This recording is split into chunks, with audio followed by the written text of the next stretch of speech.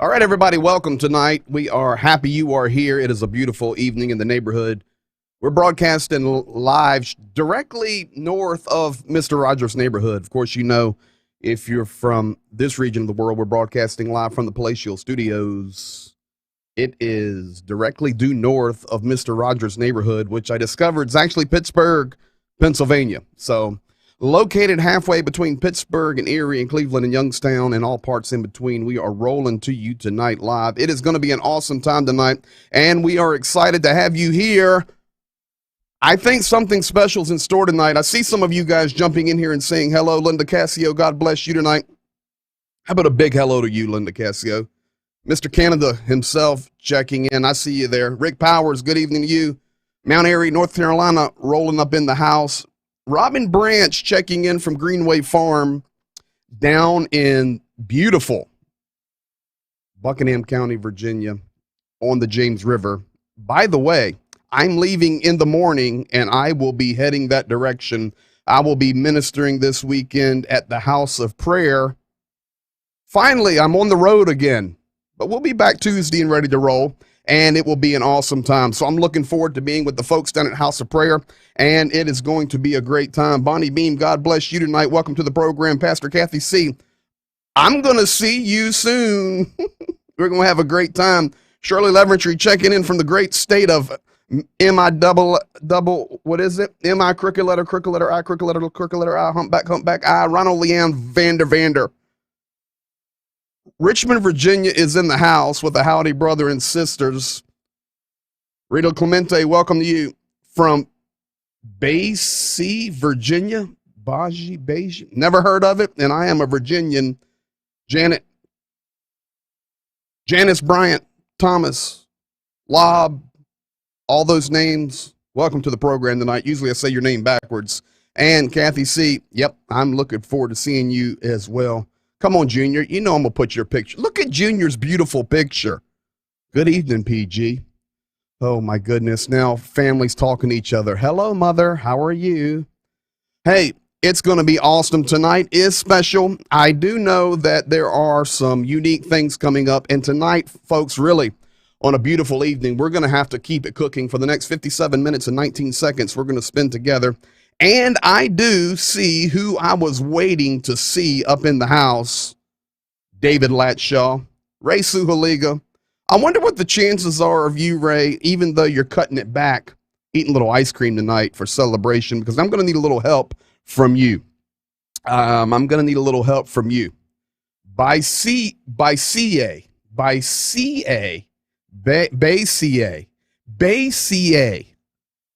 Has anybody in the program who lives in the state of Virginia, Commonwealth, ever heard of Bay-CA? Never. Marion Leonard, Roanoke, Virginia. You ever heard of Bay-CA? I haven't. Julia Augustine, causing trouble as always. And okay, Meemaw. Hello, Holly and Annie. Welcome to all Facebook. Welcome to YouTube. And welcome to our wonderful Integrity Television family. Mark Ramold, you're going to enjoy tonight. I promise you. We've got some good things in store for you guys, and we've got to cook it.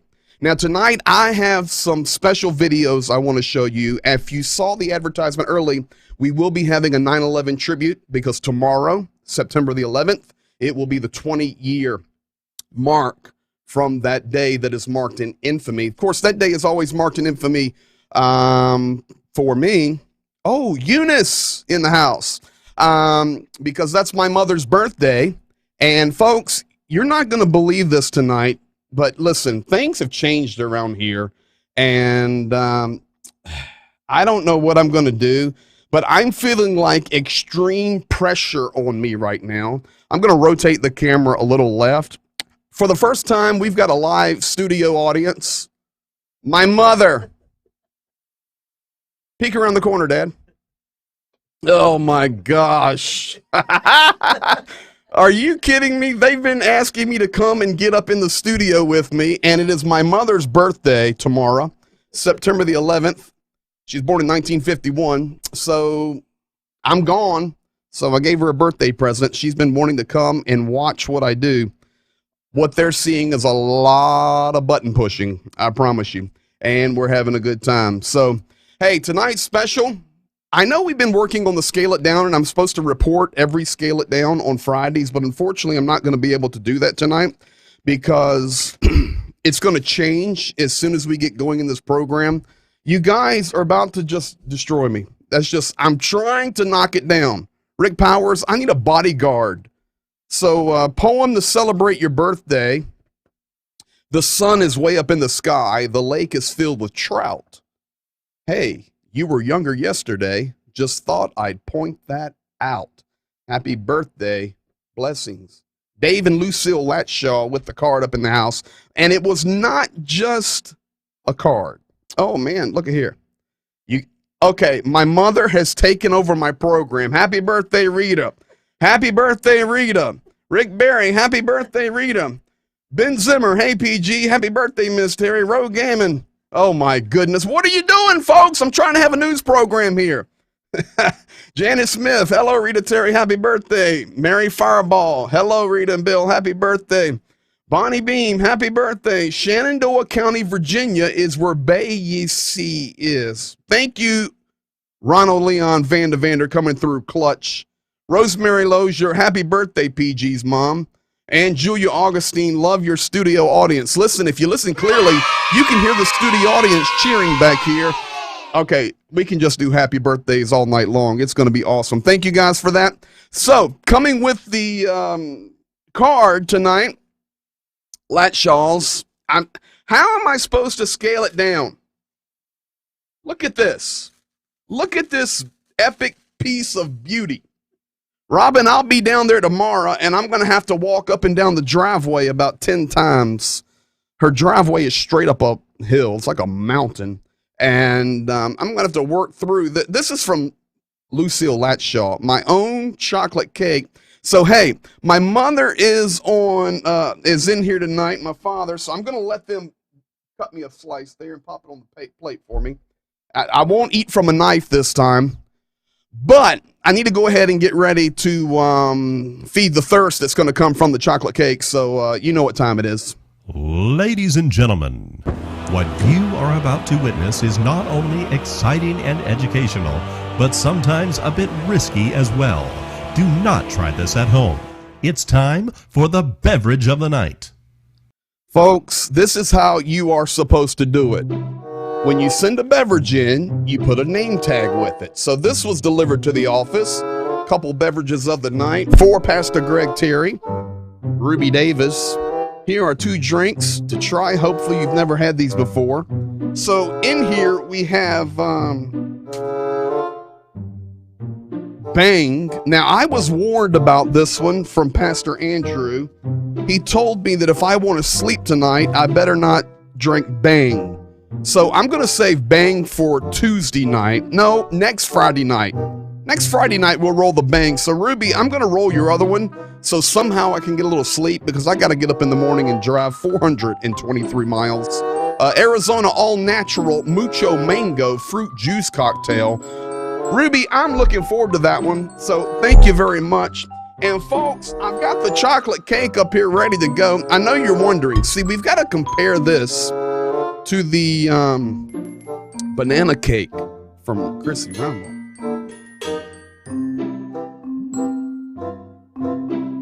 I'm not sure this is going to stay on. Oh my goodness.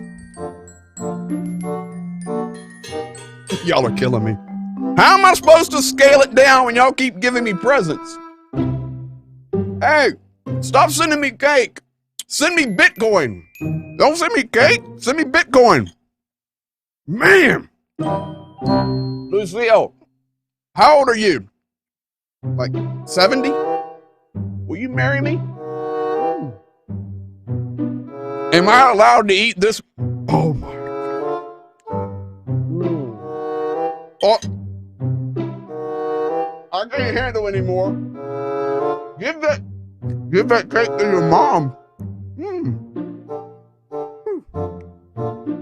Rhonda Hodge's birthday. Granddaughter Mariah has a birthday tomorrow. Happy birthday, Mariah. Lisa Gunner loves Bang. Lisa Gunner, that's because you were a wild and crazy woman, Lulu. All right, here. Good grief, I can't handle it anymore now. I ain't even mangoed it yet.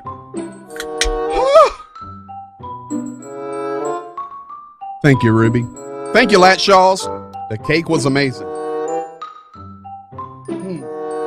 My mother just said behind me it's delicious.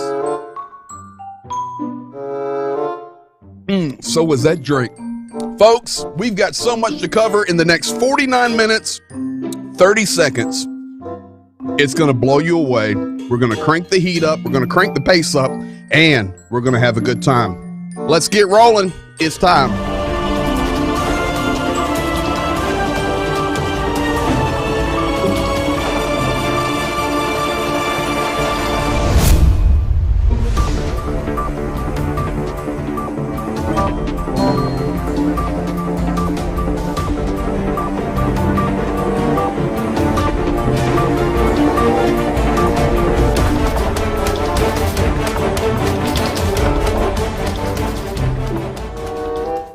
Folks, I want to thank you for every one of the gifts, everything that you're doing. It is awesome. And Rosemary Lozier, you are exactly right. I think the bang may need to be consumed in the morning before we hit the highway down south. Karen Odell, Oklahoma, checking in the house. Folks, it is time, and we are going to have a great evening. We've got lots to cover tonight, and I'm telling you, this is where we're going to start tonight because it is Friday night, and we're going to have a little bit of fun with this one. So how about a laugh to get us started? I love this one. This guy comes into the church office, and he's talking to the secretary, and he says, "I need to talk to the top hog." The secretary replies, "We do not call the minister top hog." The guy then says, "I want to give the top hog a $10,000 offering." Then the secretary jumps up. She goes, "I think I hear the little porker driving in right now." Folks, I don't know about you, but that's pretty funny to get started tonight. Oh, I hear the little porker driving in right now. Okay, we're going to start with a laugh, but we're going to have some good serious times tonight, and we're going to review some things that are going on in our world. Folks, I received so many messages today about the mandate coming down for the vaccine from President Biden. I started doing a deep dive. I've been in the studio all day, literally doing some research. It triggered me to do some research comparing, and I have to be careful. Remember what Stephen Haywood was teaching? If I say certain words, I may get muted or taken down again. So I did some research comparing the current C-19 to early 1900s when America and the world was dealing with polio. And I did some comparisons, and tonight I've got some very interesting things to show you and to share with you. Also tonight, in just a moment, we're going to hear from President Biden on two different statements that he made. And listen, I'm just going to make an observation. You guys know where I stand. I'm vaccinated. I'm not anti-vax, but I am anti-freedom. I am never against any government saying this is what will happen, period. You see, that's what happened, honestly, under regimes in the past, like Germany, like the early days under Lenin and Stalin. And I'm not making a comparison. I'm being very selective on what words I group together because the old bots are listening there. So here is what we're going to look at. And I'm going to try to educate you a little bit in a little while. But before we do that, let's start and catch up with where we were on the issues going on in Afghanistan. The United Nations warned today that Afghanistan is at a risk of a total breakdown. The UN is calling for a release of frozen assets so that there is not a complete economic and social collapse after America and the other nations have pulled out of Afghanistan. Here's the deal. You see it up there. I put the number there that says 18 million Afghans. Why do I have the number 18 million Afghans? Because right now, 18 million Afghans are battling hunger. You think of starvation and you think of tribes like in Africa or where there are places in the world with famine. But right now, 18 million Afghans, and there are only 38 million Afghans in Afghanistan. So roughly 1/2 of the population is struggling for food on a daily basis. So this could turn into a large human scale disaster. And the UN is putting out the warning now. Of course, we knew those things. And I'm here to tell you right now, the Taliban will not care about feeding the hungry or clothing those that have no clothes and taking care of the homeless. I promise you, they're not going to care. All they're going to care is about gaining money, gaining arms, and trying to disrupt the world. You see there also that China came out and they says, we're going to be in partnership with the Taliban. And the Taliban responded by saying, China is going to be our most important ally. There is a very vital reason, and I have shared this with you many, many times, because Afghanistan and Pakistan is China's direct route to the Middle East. Through those nations, they can get to Iran and Iraq and Syria and Lebanon and to Israel and then to the Mediterranean Sea and into Europe. These nations are strategically important for them. This is one of the reasons that we should not have let Afghanistan collapse and fall. Not talking about the troops being there and keeping our troops safe and bringing them home, but we in no way should have let that region of the world become destabilized, because instantly, you have to understand, China and Pakistan and China and Afghanistan have common borders. Also, they have a common border with Iran. Who do you think's going to swoop in and take control of that region? Of course, it's going to be China, it's going to be Iran, and they're going to partner with the Taliban. Rosemary Lozier, I see you talking there. You're already rolling on the vaccine. Oh, hope they don't take me down. Already rolling. We're going to get some education on it. We're going to have a good time. So, folks, we have to pay attention to this. This is what is happening in regard to Afghanistan. I have a question for you. Where's the beef? How many of you are old enough to remember that little lady screaming into the phone on the Wendy's commercial when you had a VHF and UHF television and you used to have to turn the dial? I remember those days. And if you didn't have a clear picture, you had to jump up and send the kids to move the bunny ears around. Now, of course, we all had remote controls back in those days. It was the children. They were the ones that did the remote controlling. So modern era, but if you remember the 80s and Wendy's, you remember Where's the Beef. That little lady was amazing. Of course, we all remember it. So I want to adjust that today, and I want to ask a question. Where's the eggs? Where are the eggs? You say, what are you talking about? Well, yesterday I had to go over and help my mother-in-law with some of her mail. And she had just pulled in from getting groceries at Walmart.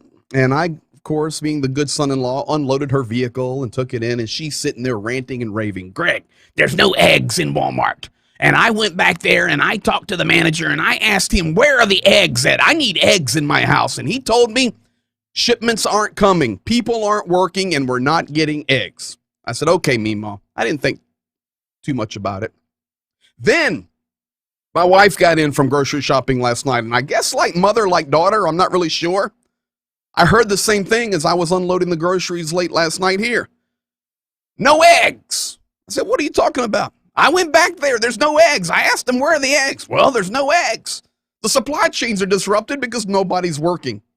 Not only that, you see the 33% number right there? There's a reason I have 33% there. And let me tell you, if you are a grocery shopper, which everybody watching this program is, you typically buy the same groceries every time you go to the grocery store. There are certain things that you eat, your family eats, and you have a recurring purchase. You know where everything's at, and you know what it costs.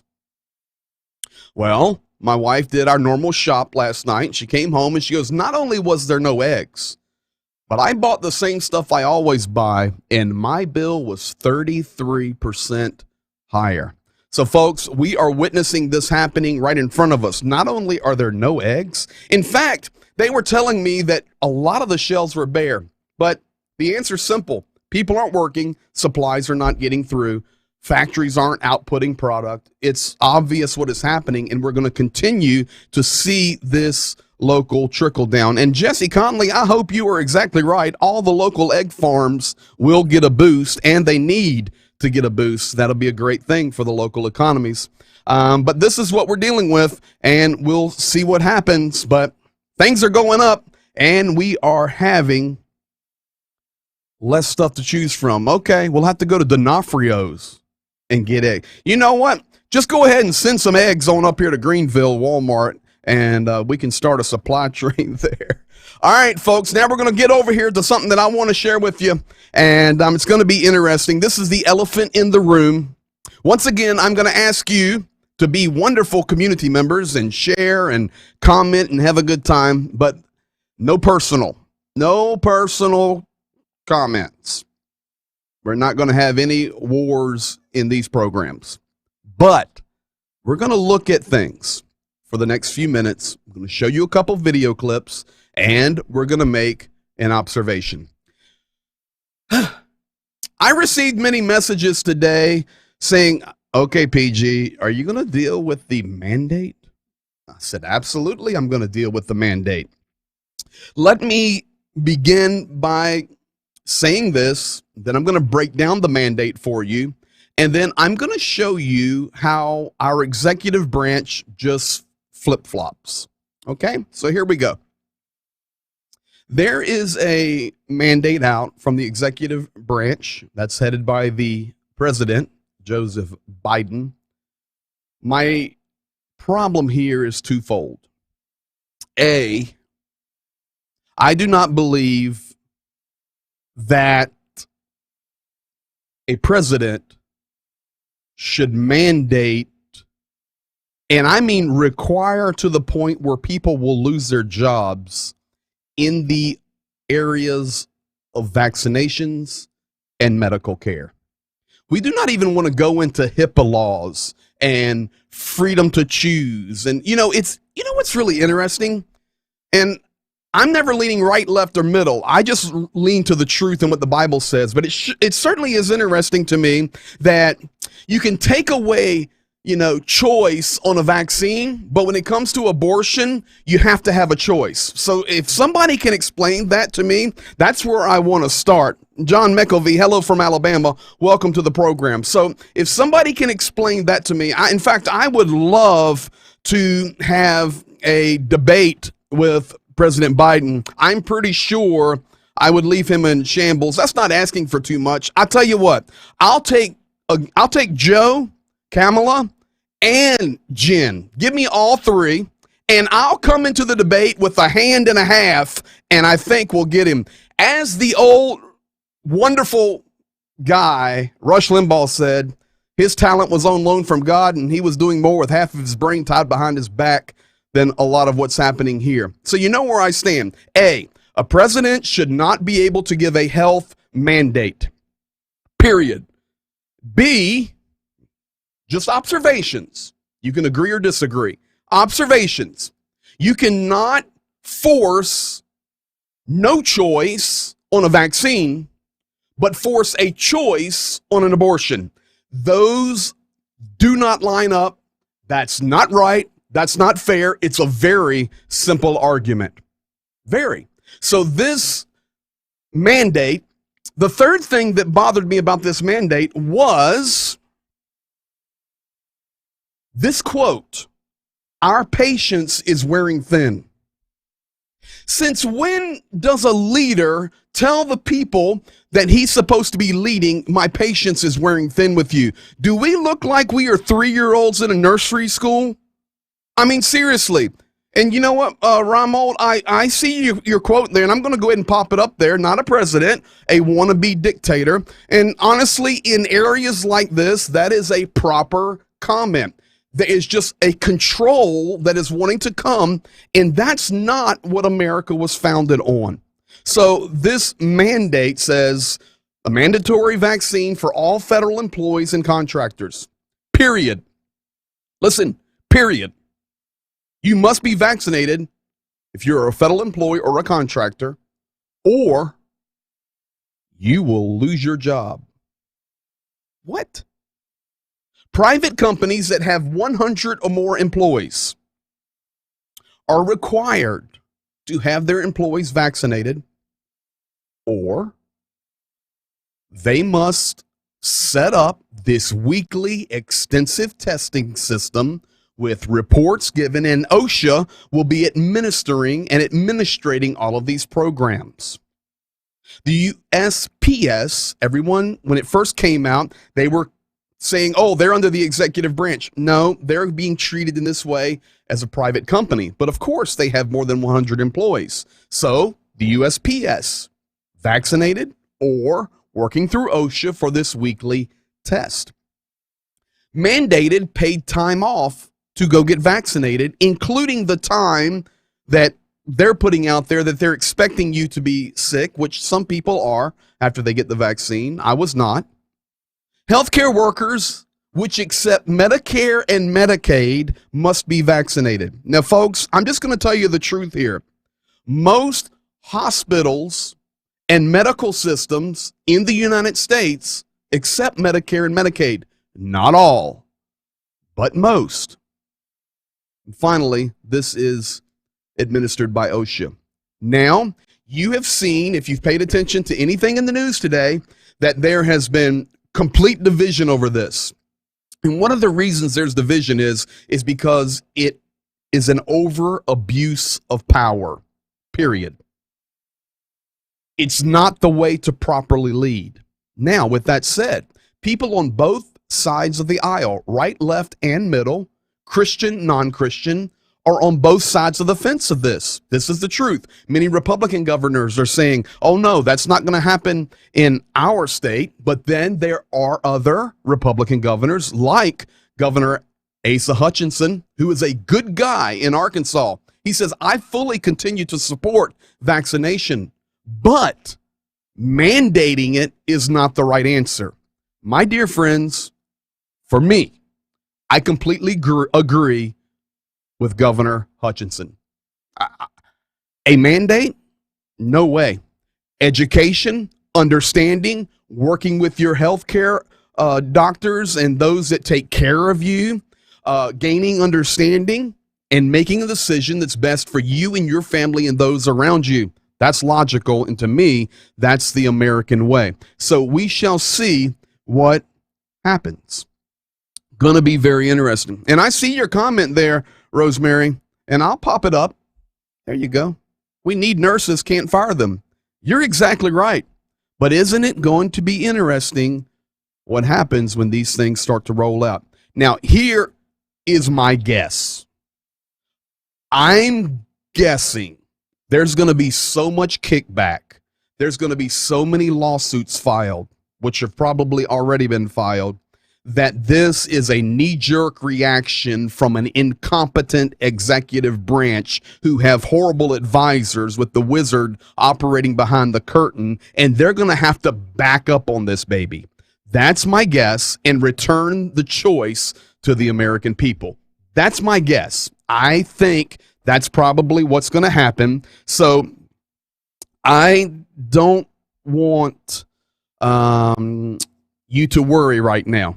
Okay, this is what's happening. But remember, this is why I like my program being every third day, because then we get to let things settle out a little bit. So with that said, I want to share a couple of things with you right quick. I want you to listen to what President Biden said just a few months ago. Check this out.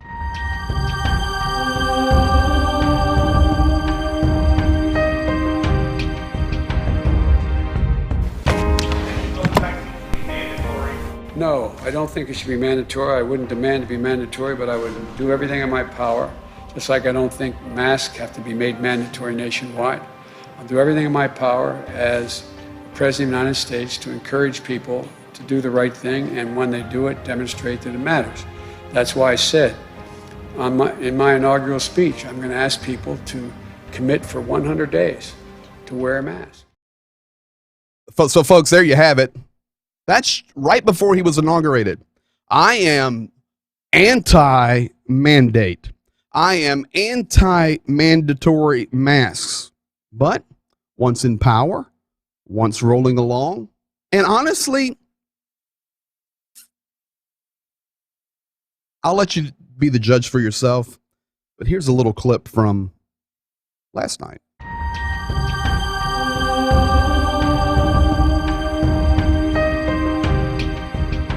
Our vaccination rate, protect ourselves and others with masking, expanded testing, and identify people who are infected.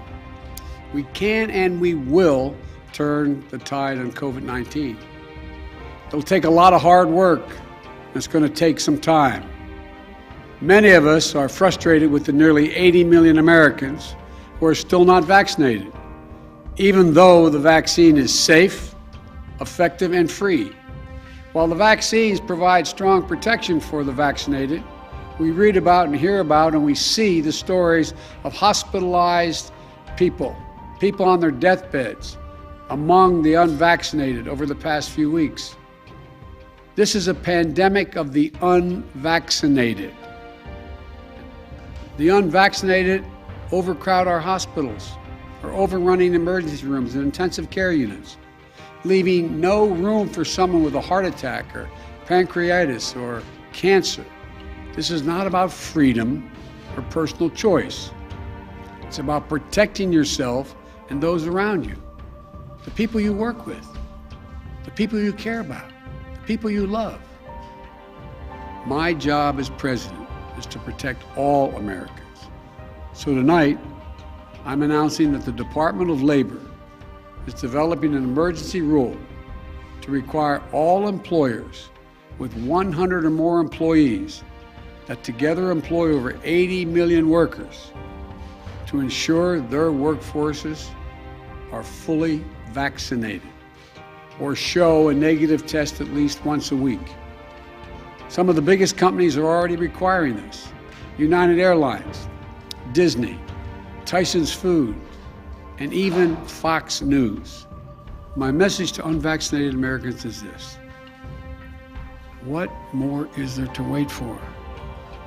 What more do you need to see? We've made vaccinations free, safe, and convenient. The vaccine has FDA approval. Over 200 million Americans have gotten at least one shot.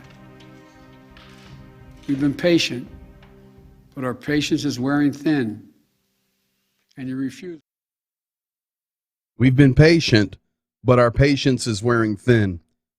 So a couple of observations I'm going to make for you, and I'm not going to hang out on this too long because I want to show you a comparison that I did a little research on between the C and the polio. Number one, I felt like I was being talked to like a child. Secondly, I absolutely see a degradation in the ability to communicate, even from his January inauguration speech about not, oh, I'm against mandates, to what just happened on September the 10th or 9th. Absolutely, the ability to communicate clearly has went down. He needs Jesus. I do see your guys' comments, and I want to throw a couple of these up here. All part of the, man, is that one of those words with friends use? Cloward? I don't even know that word. Cloward proven strategy. Disrupt, distract, and overload. Yeah, you see what happens is we get thinking about this now, and now we forget that we're still trying to deal with Afghanistan, or there's other things, economy, immigration. You know, it's disrupt. I told you the other night about the art of deflection. And, you know, Rosemary, I'll pop your comment up there. This is what the enemy does to divide us and take our eyes off Jesus. Beware. This is exactly, Ashley Mihalich, agree with you 100%. Mr. President, with all due respect, nothing ever comes free.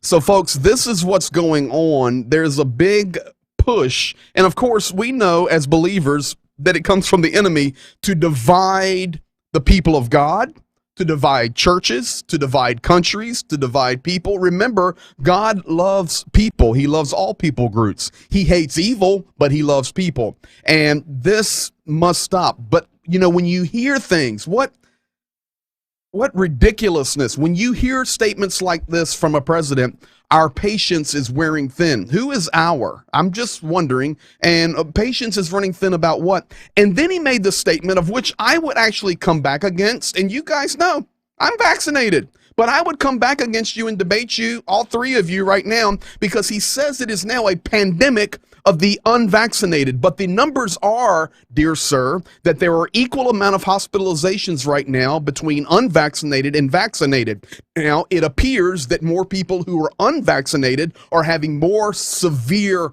reactions, problems, and even leading to death. But don't go there and say this is the pandemic of the unvaccinated, my dear sir. My father-in-law was vaccinated and we buried him from COVID. So you have no basis for your argument and you have no idea what you're talking about. And the best thing you could probably do is go to Delaware and camp out for 2.5 years and allow some real leaders to come up there and try to bring our country back together. And Jesse, I did see your comment. If prior administrations, and it's not just Donald Trump, but it even goes back to the days of Barack Obama and Bill Clinton and George Bush. And you know, our country, after the unity of 9/11, which we're getting ready to remember, just started to fragment.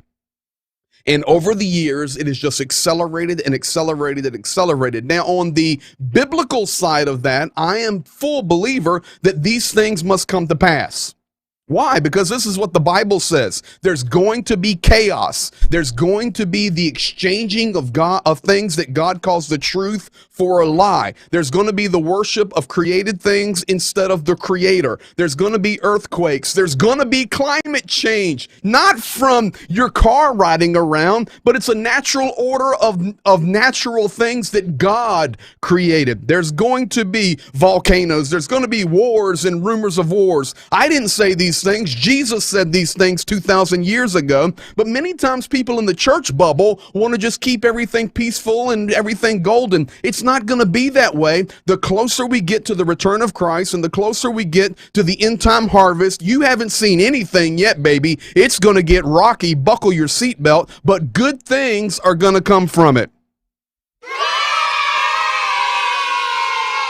I think that was a pretty good statement. Even the studio audience in here, they gave a happy on that one. Did you like that one, Ted? Well, you know, I try to be respectful because we're across multiple platforms right now, but it never comes, you know, we never will, what's the word I want to use? We never will, you know, sacrifice our biblical standards. Listen, Mr. Biden needs Jesus. Those people need Jesus, but they need to move on. It's just incompetence, absolute incompetence. So it is what it is. And we have to stay strong as believers and be a good witness. So, folks, I told you there was some interesting things, and I know this is probably a little hard for you to read there, but there was a guy named, what's his name? George Santayana. He's a philosopher from Spain. He is the guy that says, remember the past or you're doomed to repeat it. When it comes to C19 versus polio, I just want to make a comparison for you. C19 and polio. Polio was a natural ancient virus that actually began, they believe, in Egypt and mutated to become the horrible virus that it was. C19, animal source traced to bats or a lab leak, but it is a derivative of a SARS variant that has been around for 20 years. I'm just giving you facts right now. In C19, you can be symptom or symptomless. In polio, you had symptoms or you were symptomless. Sounds interesting, doesn't it? But you can have mild to devastating results with C19. You can have mild to devastating results with polio. Polio got rolling in America in 1894. COVID-19 had the vaccine developed in 2020. 1908 to 1955, a vaccine for polio was under development for like 40 years. And then Jonas Salk's vaccine. And I researched this out today. I'm ready to discuss it in depth if need be. He was from the University of Pittsburgh, right down the road from us. He developed the vaccine. Most people say, well, they rushed the C19 vaccine, which is now FDA approved. Have your opinions, no problem. Just don't argue in the chat. But honestly, if we look at facts, SARS, MERS, and C19 development initiated in 2007 because there were variants and mutations which got us to C19. So it was not just a 12-month or 18-month. It was actually a 13-year development for the vaccine, not 40 years. But we have much more technology now. In late 1955, after Salk's vaccine was being implemented, there were two major incidents that happened. And that's 66 years ago. So unless you are in your 80s or 90s, which we have some viewers that are that era, you're not even going to know what these are unless you studied them. Remember them from history. In late 1955, there was what was called the Cutter incident, where a girl who had received the polio vaccine was stricken with polio and she died.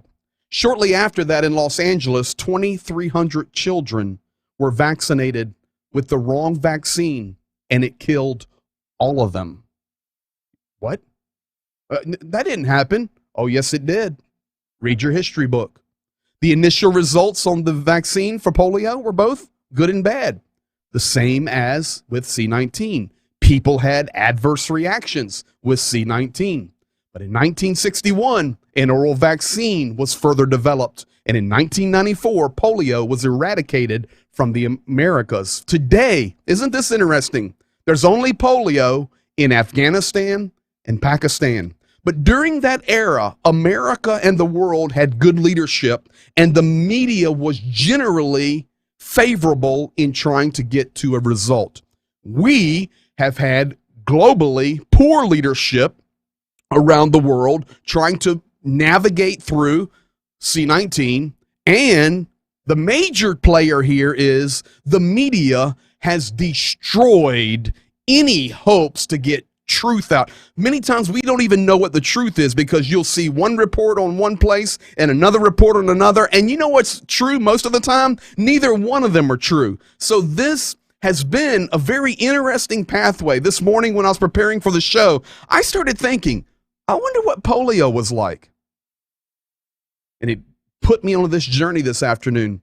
Very interesting parallels. And you can go back and watch this later and digest it a little bit more. But it's very, very, very interesting. Folks, I want to show you something tonight. We are now moving away, and we're going to enjoy ourselves for the next 17 minutes. Folks, tomorrow we will remember 9/11. We always remember it because it is my mother's birthday. But folks, everybody take a deep breath. We made it through dealing with the Biden mandate. We made it through a little bit of analysis of COVID and polio. We made it through updating ourselves on Afghanistan. We realize that Jesus is still the answer.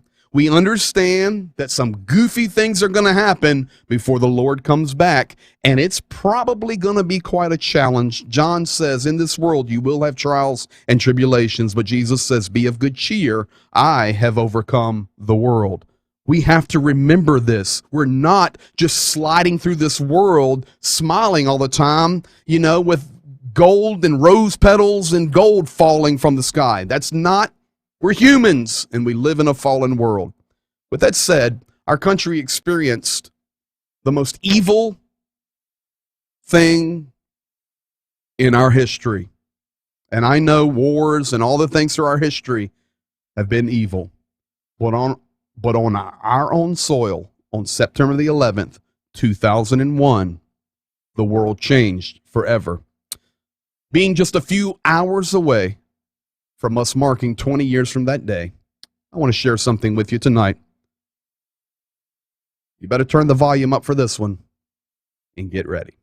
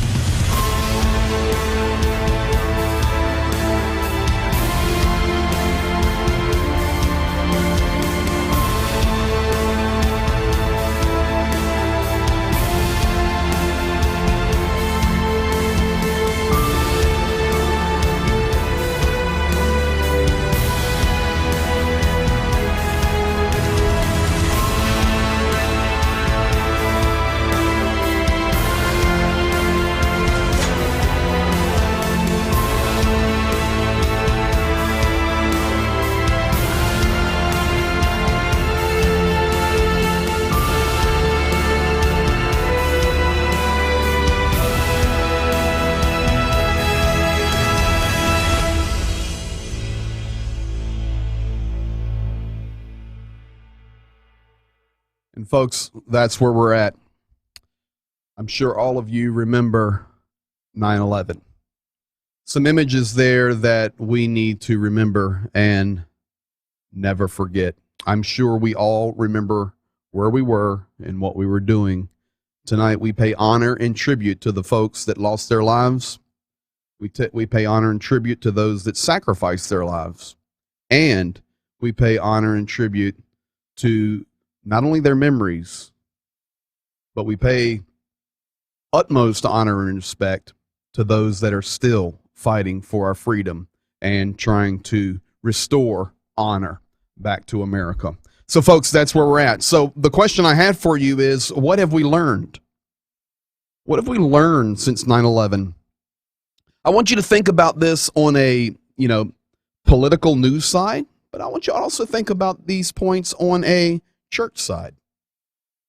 What have we learned? Well, we have to share vital intelligence. That's what I see us doing, coming together here every Tuesday and Friday. I don't know how much intelligence there is, but we're learning together, we're growing together, and we've grown from just a little Facebook group to a Facebook main page to a YouTube channel to Integrity Television. It's growing, and we're making a difference, and we are sharing intelligence and growing together, whether it's about Afghanistan, whether it's about C-19, whether it's about anything in life, biblical principles, prophetic things unfold, we're sharing intelligence.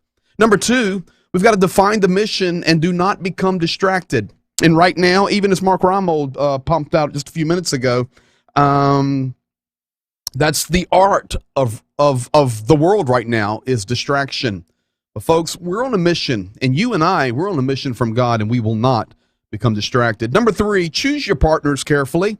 Make sure you have good allies. In the church world, make sure that you are biblically sound, that you are running with those of like minds and spirits. Number four, respect and defend human rights or lose the moral high ground. And number five, have an exit plan. Folks, that's where we're at. Now, folks, I have a question for you. What happens now? And I was debating on showing this or not tonight, and we've got time enough left, so this is going to be just a couple of minutes long, but the Navy SEAL who actually took out bin Laden warns about America's greatest threat now. His name is Robert O'Neill. And on 9/11 Remembrance, he sent a message to the American people that says the greatest threat that America right now has is division within America and not being united and standing on godly principles. That's Robert O'Neill, the man who took out bin Laden. That's his message. He says it's not some foreign group, some war somewhere, or even the Taliban. Our number one issue is division in America and keeping founded on the principles of Scripture. Folks, I started doing some digging, and how many of you remember the battle at Dunkirk? The battle at Dunkirk. There was a miraculous thing that happened in the Battle of Dunkirk, and I want to take a few minutes tonight and show you a little documentary clip from a ministry that talks about the miracle that happened at Dunkirk, and I believe it's the same miracle that America needs right now. This is something special. 80 years ago, something happened in the nation of the United Kingdom, which was incredible.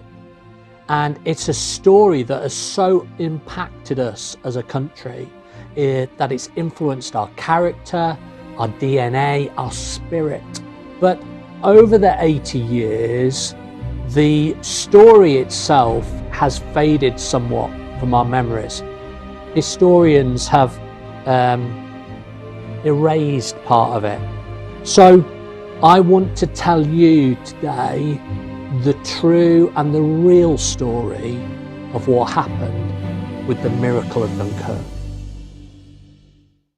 Let me just give you some broad brushstrokes, some context for this story. It's May 1940 and the Germans are about to attack. The French have shored up their defences in southern France. Churchill has sent over the British Expeditionary Force, which is about 375,000 soldiers to support the effort in the north. But the Germans surprise everybody and they attack partly through the Ardennes forest and partly through the north. And so we're in the situation where the Germans have not only come right through Holland, but they've also come right through France. German High Command actually says the British Army is surrounded and our troops are advancing to its annihilation. One of the greatest disasters in history seemed in the making. An entire British army faced annihilation. Churchill's advisors tell him that because of the waters at Dunkirk, the sea at Dunkirk is shallow, there's only one place where the naval boats can come in and rescue, and so they estimate that only 30,000 soldiers will get out alive. It's a pivotal moment in history, and then something happens. something happens that has only happened in our nation just a handful of times. The King of England, King George VI, on a radio address to the nation, calls a day of prayer.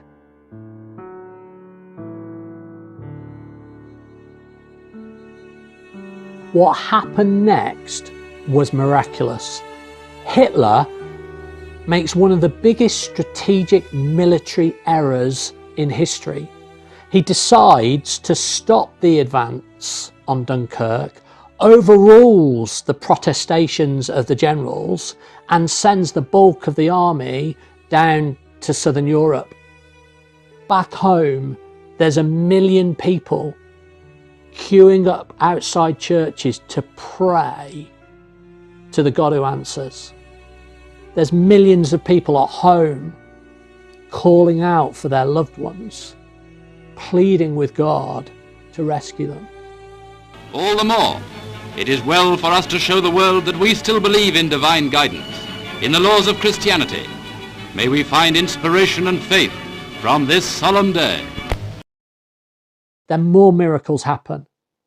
The Germans are going to launch their air force from Flanders, but a freak storm appears which grounds most of that air force. Only a few of the planes are able to take off. Now, I know storms happen, that's just life, right? But what's amazing is, while that storm is happening, just 100 kilometers away, the weather is completely different. The sea at Dunkirk, some generals describe it as being like glass.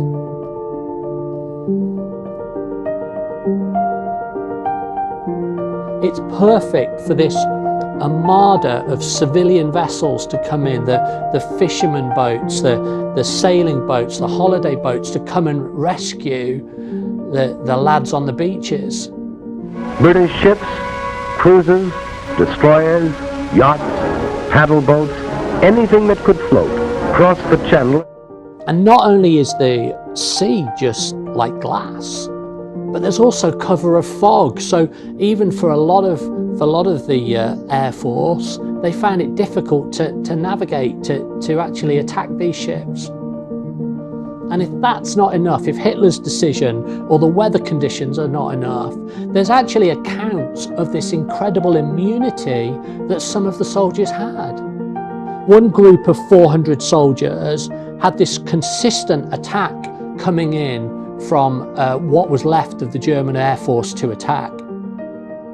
And when the attack finished, 400 of them stood up and just couldn't believe that none of them were hit. None of them were even injured. One of the chaplains of that group of 400 gives the account that he threw himself down to the ground, lay in the sand, was just praying to God for help. And when it went to silence, he got up and checked himself just to see where he'd been hit. But he hadn't. And he looked down at the sand, and there was his silhouette in the sand made up of German bullets. Incredible.